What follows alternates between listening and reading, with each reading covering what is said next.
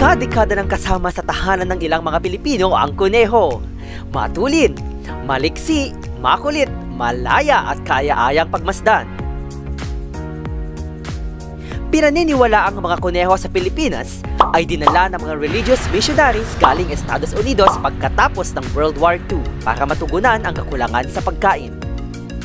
Kaya nakapagtataka kung bakit at papaano ang kunehong panglaman sa tiyan, gayon ay isa na lamang inaalagaan at minsan sa laboratorio pa ang huling hantungan.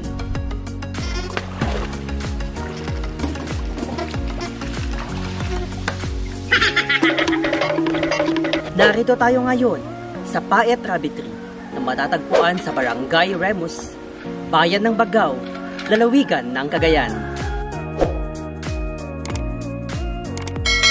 Sa pag-usbong ng panahon, umusbong din ang mga dumami sa nahihilig sa karne ng baboy. Pero sa nakalipas na taon, naging laman ng balita ang African Swine Flu. What?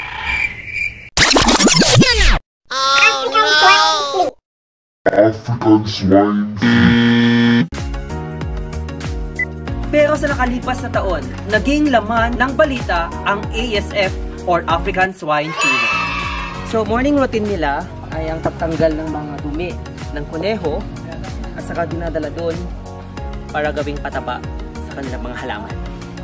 Tara!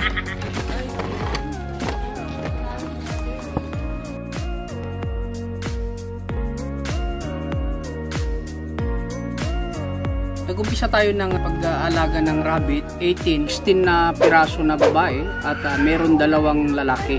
Nung umpisa, may mga challenges, tira lang ay 5 na piraso na babae. Ang mga available na breeds natin ngayon ay meron tayong tinatawag na New Zealand White, pero meron itong kulay black.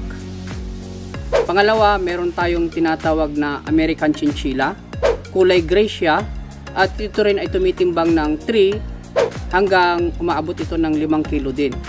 At ang pangatlo ay meron tayong tinatawag na Californian. Ito ay may 8 markings. Meron itim sa 2 tainga, 4 na paa, sa ilong at saka sa buntot niya. Pang-apat, meron tayong cinnamon. At meron tayong tinatawag na palomino. Ito yung kulay orange-brown po siya. Sa ngayon ay mahigit 80 yung ating breeders dam, o ito yung mga nanganganak na, at meron lang tayong mga 6 na lalaki. Kasi ang isang lalaking rabbit naman ay pwede niyang asawain yung 10 na babae. Ang breeding system natin dito, kung ang babae ay may edad na siya na 6 na buwan, ilalagay natin yung babae doon sa lalaki. Bago natin pabridan, kailangan natin timbangin siya, i-record natin ilan yung timbang niya, para sa ganon, pagka i-counter check natin siya o alamin natin kung positive na nabuntis siya, so at least nadagdagan yung kanyang timbang na 100 grams. Yun yung isang sistema ng pag-check kung buntis yung babae. 28 hanggang 32 days din siya na padidihin niya. Kung halimbawa nanganak ng 6 na piraso at nakita natin na healthy yung kanyang mga anak, 28 days, so pwede na natin siya iwalay. Kung ang mga kids ng rabbit ay nakita natin na hindi bumilog yung kanilang tiyan, ibig sabihin nito ay hindi niya pinapadede. So, pwede natin i-apply yung tinatawag natin na force feeding. At hawakan natin yung inahin at para yung mga kids ay makapagdede. Ayan, sa meron may kalbot tayo konti, galing sa ating mga rabbit.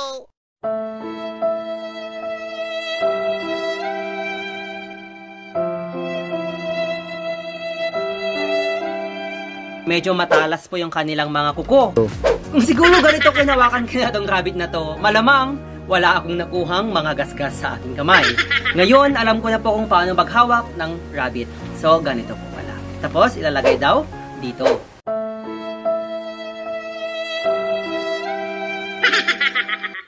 Yung isang inahin ay manganganak siya ng 5 beses sa loob ng 1 taon. Pwede rin natin siyang paanakin ng 6 na beses or higit pa kung i-apply natin yung artificial insemination. Minimum yung 6 na kits ang kanilang maipapanganak. So, minimum yung 6. Dito sa ating farm, umaabot ng 10, 11, 12. Meron tayong 4 na target na market. Una dito yung mag-produce tayo ng magandang kalidad na breeders. Pangalawa, yung mga hindi natin tinatanggal yung mga pet. Pangatlo, may mga nangangailangan ng mga rabbit na for laboratory, for experiment. At pang-apat yung for meat. Sa ngayon, nakakonsentrate tayo sa mga breeder. So, iniipon natin yung mga babae at lalaki at pagka meron na itong edad na 8 weeks, saka natin ito ibinebenta na. Sa ngayon, meron tayong total population na mahigit 400. Ngayon,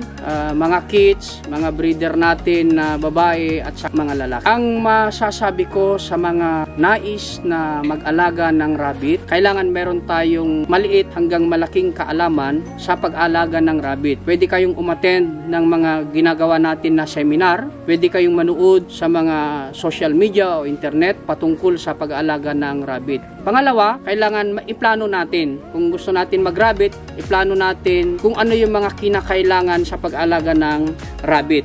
At least, alamin natin yung ating layunin. Pinapayagan ng Bureau of Animal Industry ang pagkatay ng kuneho sa ating bansa. Ito ay kinikilala ng Department of Agriculture bilang isa sa mga pinakamasustansyang pagkain. Sagana ito sa protina at mababa sa calories at fats. Tutulungan natin si Kuya MJ sa pagkatay ng kuneho. Kuya, paano ka to?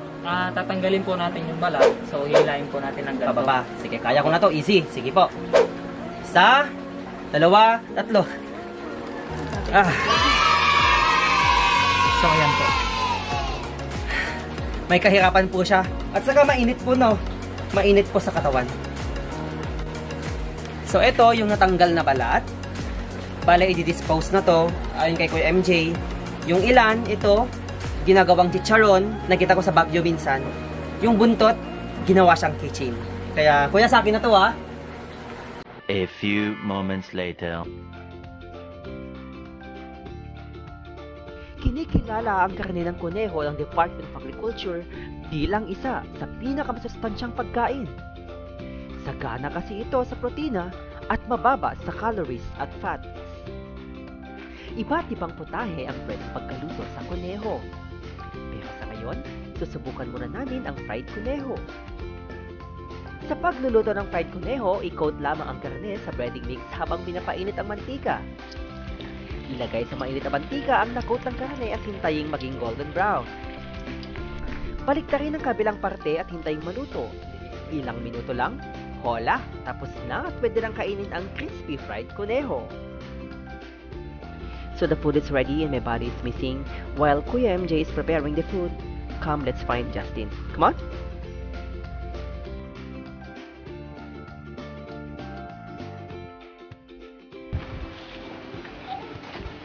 Ay! Sige. Oh no! So, ang lawak ng kanilang rabbit farm. At hinahanap ko yung aking kasama kung saan siya nagpunta. Tara, hanapin natin. Justin! Kung asan ka, magpakita ka. Saan ka nagpunta? Justin! Hoy! Ang ginagawa mo dyan? Bawal tumae dyan! A few moments later. Yan. So, kakain na nga kami. Nagbablog pa yung isa. Feeling. Amang Diyos na makapangyarihan sa lahat. Salamat po sa patnubay. So, let's go! Titikman natin ngayon yung pagkain, yung niluto ni Kuya MJ kanina, na karne ng kuneho. Ito yung madalas na lutuhin ng anak ko at saka asawa ko. Right. Ay, hindi ka nagsisig, no? Hindi yung ito na lang, i-stand na lang natin. Ngayon pala. Ngayon pala. Parang sili natin din siya sa kwan. Malasa rin po ba ng gawin? Malansa kasi yung ano ko. Bago ako magluto ng gantong klase. Sige. Nag-i-study muna ako ng Sa YouTube. Hindi ako makuha no.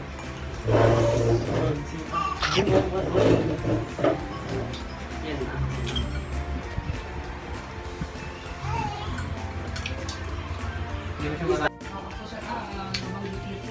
Ma, yung music mo, mapatayin mo muna. Yung ginagawa ko ay isang things nilalagay ko sa Itong siguro, mga may. Kamayin ko na. Magle-lechon mo. Lechon na ganito po. Pag lechon rabbit, di ko tinatanggal yung balat. Parang manok siya, no? Kasang manok. So, bali, pag Ilang po ka kani? lechon na mamayaw ko. Pwede po siyang kamayin kainin, no? Pwede po. mas masarap nga kumain pag nakakamayin. Nagpaalam pa eh. Boy.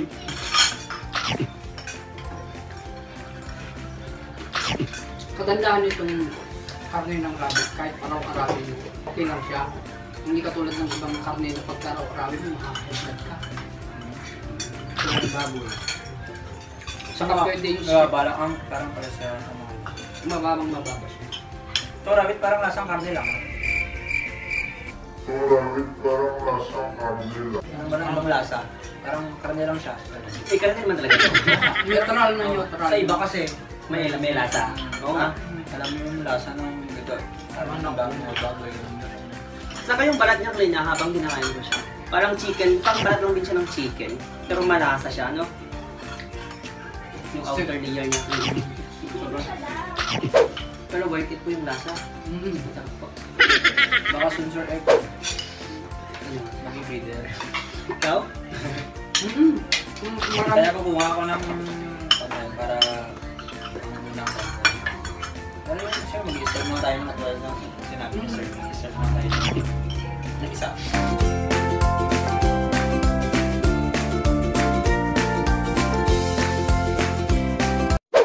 Sa nakalipas na taon, naging laman ng balita ang ASF or African Swine Fever. Libo-libong mga baboy ang apektado na naging dahilan ng biglang pagkaunti ng supply at pagtaas ng presyo ng karne ng baboy. Isa sa mga nakikita ng Department of Agriculture na solusyon ay gawing alternatibo ang karne ng kuneho sa baboy. Matulin at baliksiman, isa pa rin sa nakikitang dahilan kung bakit tila mabagal na pag-usbong ng rabbit industry sa bansa ay ang ideyang hindi ito katanggap-tanggap ihain sa mesa ng mga Pilipino. Ako po si Third Kabarwan. Samahan niyo po ako muli sa susunod kong vlog.